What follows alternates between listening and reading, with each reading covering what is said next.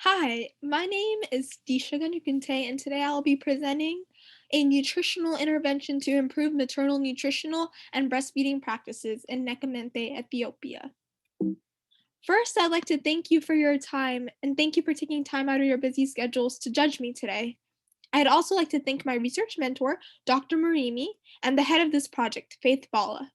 I'd also like to thank the Honors College and the Undergraduate Research Conference for making this opportunity available to the students. So thank you so much for your guidance and the hard work. A special thanks to Faith for letting me be a part of her project and allowing me to present what we worked on to you all. So here's my abstract. I'll leave it up for a couple of minutes so you guys can read it. But basically, Ethiopian women have been good about breastfeeding, but they don't have the knowledge or the resources to know that whatever they are eating and consuming is what goes into the breast milk and what stimulates and maintains that breast milk production for their infants and babies. So, we wanted to raise awareness about breastfeeding practices and exclusive breastfeeding and continuing breastfeeding till the babies are about 24 months or even older than that in Ethiopia. So we used a randomized cluster trial and we used different participants in Ethiopia, and we basically had a project that was taking place in Ethiopia where we trained them to be sustainable. So I'll go into detail more about how that project worked in a minute. But I will leave it up here for you all to read.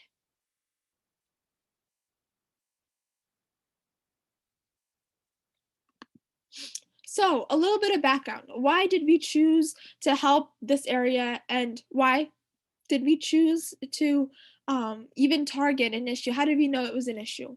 Well, according to the World Health Organization latest study in 2018, 38% of children under the age of 6 months are exclusively breastfed globally. 42% of all infants receive the benefits of immediate initiation of breastfeeding, and 37% of Ethiopian children under 5 are short for their age or are stunted. And 12% are severely stunted, 7% are wasted, 1% are severely wasted, and 21% are underweight, and 6% are severely underweight. So we saw that this issue needed our utmost attention, and we are also the first study to target the specific issue in Ethiopia. So we wanted to make sure that we understood the background of the women and their culture and so that way we could figure out and formulate a plan to create a solution for them using research, but also create an approach that is culturally appropriate and will work with their diets. So that leads me to the research questions. What is the nutritional status of breastfeeding women and their infants? What is the current rate of optimal breastfeeding practices in the study area? What are the mother's knowledges on optimal breastfeeding practices? What are maternal dietary practices? And what is the mother's knowledge on dietary recommendations for breastfeeding mothers? We wanted to see how much prior knowledge mothers had in these issues, and then we wanted to follow up and see how much they had after our intervention. So that sort of leads me to the structure of the study. So, as mentioned before, we used the cluster randomized control trial design. We had 6 clusters of participants. So, we had 3 clusters that served as the control group, and then we have 3 clusters that go through the intervention, which I'll specify on in a couple of slides. But basically, how our research project worked was we created a nutritional education booklet that had different chapters and units on the different topics that we would cover. Then we recruited women in Ethiopia to go through this program, and we collected a baseline data collection from these women. And then after they went, so that's when we split it up into the 3 clusters and the other 3 clusters. So the 3 clusters that aren't the control group went through the intervention, and then after that, we had all of the people take an immediate post intervention data collection. And then lastly, we'll have a 3-month post intervention data collection. And that collection serves as a purpose to see how much information was retained and to see if any of the solutions that we provided for the women are actually being implemented. So, our nutritional educational booklet. So, that was step one of the project. And what we did was we basically came up with a lesson manual for what we wanted to convey to the women. So we had 4 different modules, and each module had group activities, small group activities, a lecture portion, and a hands-on portion. And module 1 talked about breastfeeding recommendations and benefits. Module 2 had the management of commonly encountered problems during breastfeeding. Module 3 had the maternal nutritional during breastfeeding, and module 4 had food safety, water sanitization, and hygiene.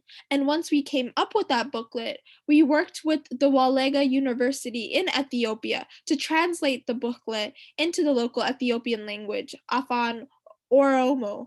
And we also made sure that all of the information and all of the pictures and the different displays that we had in the booklet looked like the people that were going to go through the simulation. So we made sure to pick women in the examples who were in the booklets from an Ethiopian background. So that way it would reflect the people that they are around in their country. So it wouldn't just be a book from America sent to Ethiopia. So we really wanted to incorporate their culture and their traditions into the presentation. So that way it impacted them more and they could see themselves living that life.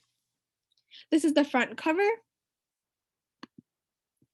So now we're talking about the data that was collected at baseline, and then again, it will be collected at the post-intervention. So the data was collected through questionnaires. We had different attitudes. We wanted to measure what their attitudes were. We wanted to measure what their subjective norms were, behavioral control towards breastfeeding, food insecurities, body anthropometrics, dietary diversity, dietary intake, breastfeeding practices, breastfeeding intentions from breastfeeding women only. So we wanted to have a holistic approach when we were looking at their knowledge, and then, of course, looking at how much they learned towards the end of it.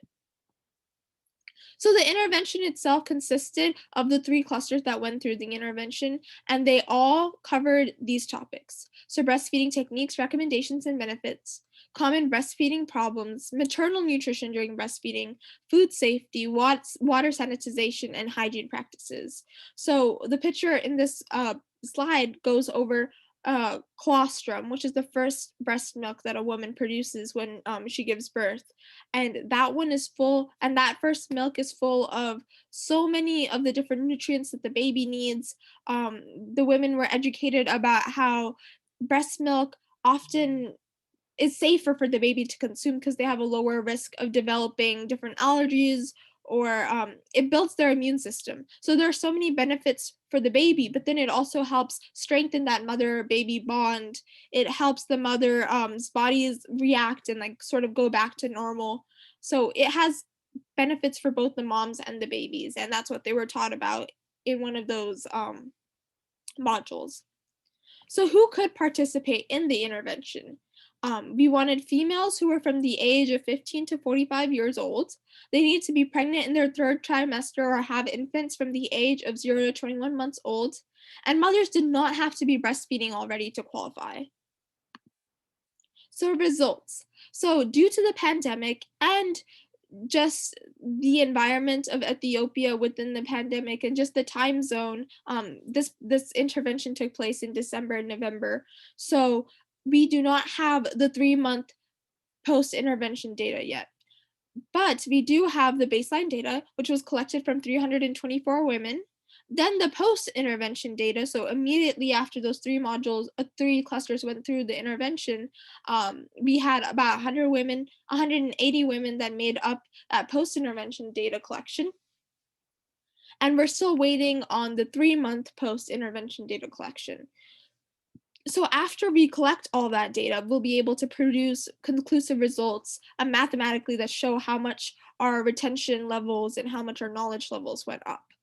However, we can predict that this will be successful as we have followed the same trend and pattern that other interventions, not following the same topic, of course, but other interventions that have taken place in Ethiopia followed, and all of their results did show their results showed that the participants learned more about the different topics that they were educated about. So we do predict that our project will be the same way and will show an increase in knowledge about the topics that we covered.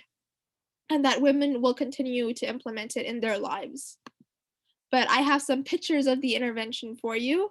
Um, you can see how all of the women went through the different modules and had their babies around, so it was a very collective environment. Um, it was just amazing to see how Texas Tech students can show an impact and have an impact in the world. And yes, we do all this research over here about these topics, but they are helping lives in a completely different country. So this has been what we have been working on for this semester, and I'd love to get any feedback on my project. These are my references. But, I'd like to thank you for your time once again, and I hope you learned more about what we've been working on this semester. Thank you so much. Bye.